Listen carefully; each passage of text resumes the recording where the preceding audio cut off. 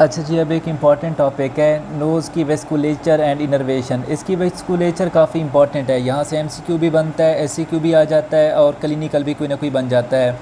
वेस्कुलेचर देखें तो basically nose का जो सेप्टम है, यहाँ पे एंटीरियरली एक एनास्टोमोसिस बन रहा है, जहाँ पे 5 आर्टरीज़ पार्टिसिपेट कर रही हैं। इन 5 आर्टरीज़ जो इस एनास्टोमोसिस में पार्टिसिपेट कर रही हैं, इनके नेम्स आपको आने चाहिए।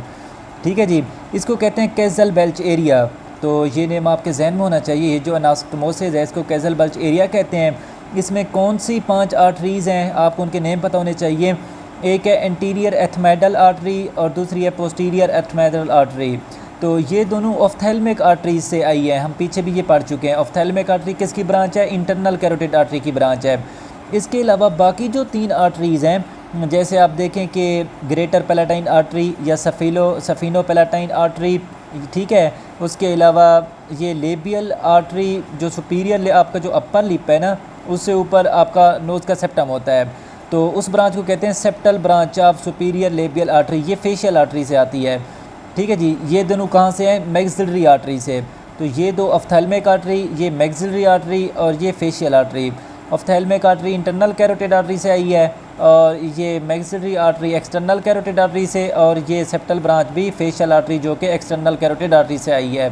तो इन 5 के आपको नेम्स आने चाहिए, ये यहाँ पे लिखे हुए हैं। अच्छा जी, अब हमने आर्टरीज़ के बाद इसकी वेन्स देखनी है। तो बेसिकली जो इसका म्यूकोज़ा होता है, उसकी डीपली एक सब म्यूकोजल वीनस प्लेक्सस होता है। प्लेक्सस किसी नेटवर्क का नेम है, मतलब यहाँ पे काफ़ी वेन्स का नेटवर्क होगा। कौन कौन सी?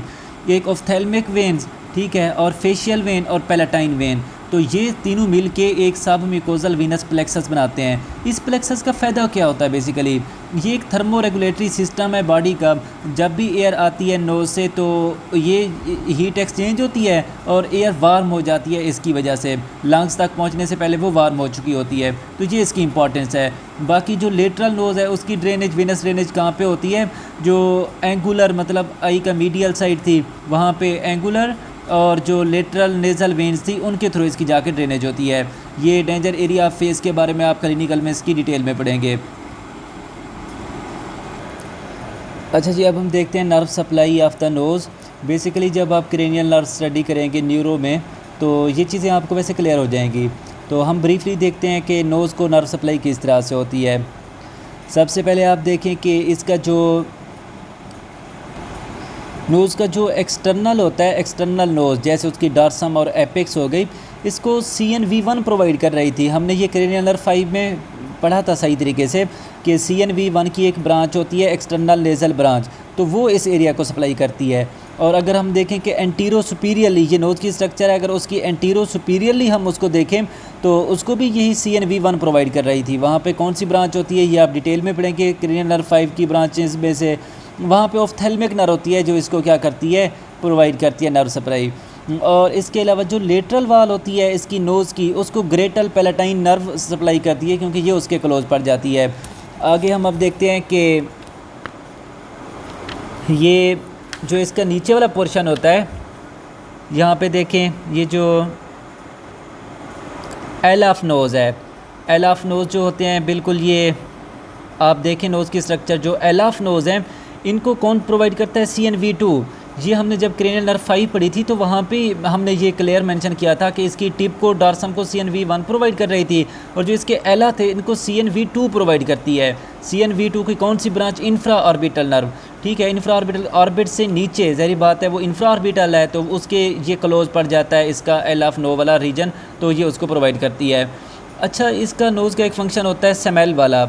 तो हमने पढ़ा है कि नोज़ का जो नीचे वाला पोर्शन है इन्फीरियर, वो रेस्पिरेशन के लिए है, और जो सुपीरियर पोर्शन है वो किसके लिए? स्मेल के लिए है।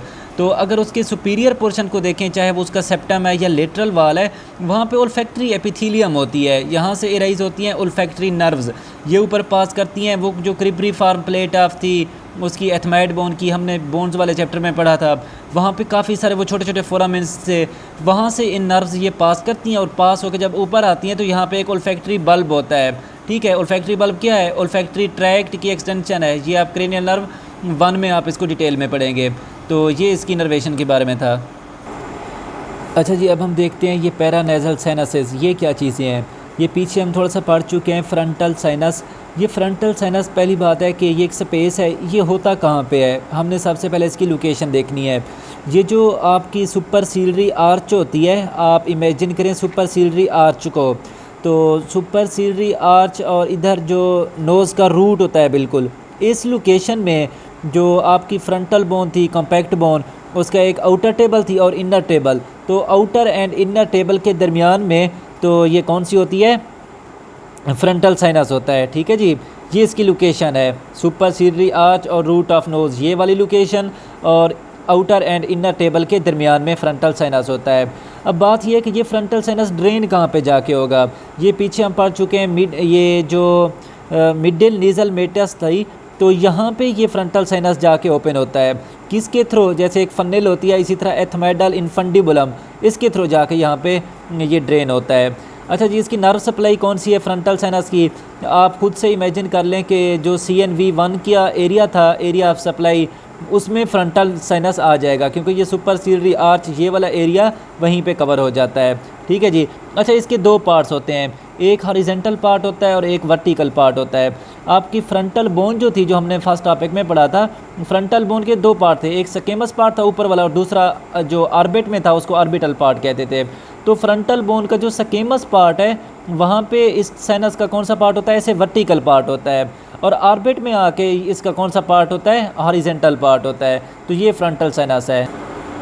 ये आप यहाँ पे देख सकते हैं, ये देखें फ्रंटल साइनस है बेसिकली, ये एक्सटर्नल टेबल है और ये इंटरनल टेबल है, इसके दरमियान में फ्रंटल साइनस है। अगर इसे आगे की लोकेशन देखें तो ये सुपरसिलियरी आर्च वाली वो वाली लोकेशन है।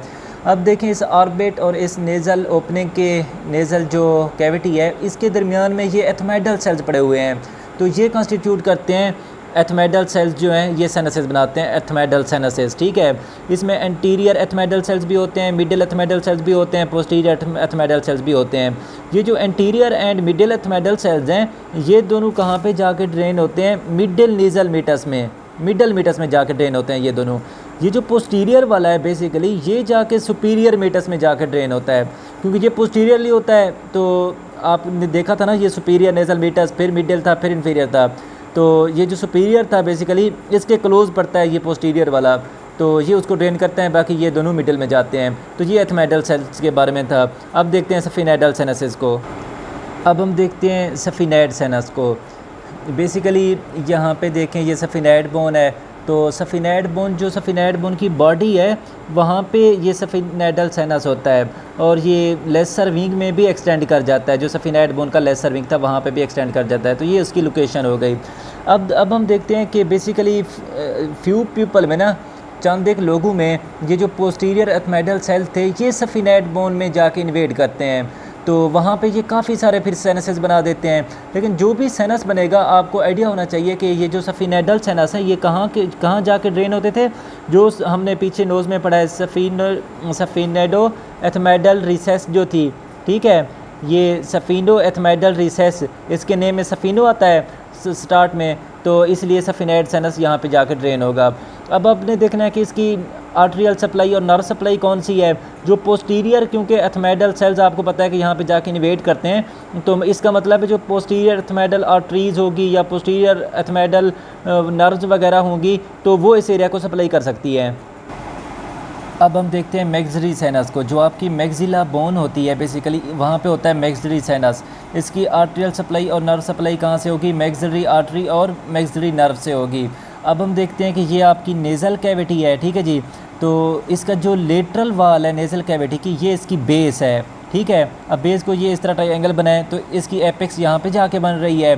तो यहाँ पे बेसिकली कौन सी चीज़ होती है एपेक्स में, यहाँ पे ज़ाइगोमेटिक बोन, आपको पता है कि ज़ाइगोमेटिक बोन की लोकेशन यहाँ पे आती है। ठीक है, यहाँ से ये बेस बनाए और ये फिर इसकी क्या बनाए, यहाँ पे एपेक्स। तो एपेक्स में कौन सी बोन आती है, ज़ाइगोमेटिक बोन आती है। अच्छा, ये बेस, ठीक है, इसकी लेटरल वाल नोज़ की बेस और इसकी एपेक्स कहाँ पे जाके बनी, ज़ाइगोमेटिक बोन पे। अब देखते हैं कि ये जब बेस और ये एपेक्स, तो इसकी जो ऊपर वाला रूफ़ था ये किसने बनाया। ये जो रूफ़ है ऊपर कौन सी चीज़ है हमारे पास, देखें ऑर्बिट है। मैक्सिला बोन से ऊपर कौन सी चीज़ है, ऑर्बिट है। तो ऑर्बिट इसका रूफ़ बना रहा है, और इसका फ्लोर फिर कौन बनाएगा, ठीक है। ये इसका फ्लोर नीचे कौन बनाएगा, ये किस बोन में है बेसिकली, मैक्सिला में, तो मैक्सिला ही इसका फ्लोर बनाएगा। ये इसकी बाउंड्रीज आर्टेरियल सप्लाई और नर्व सप्लाई थी। तो नोज़ हमारे पास यहाँ पे टॉपिक एंड हो जाता है।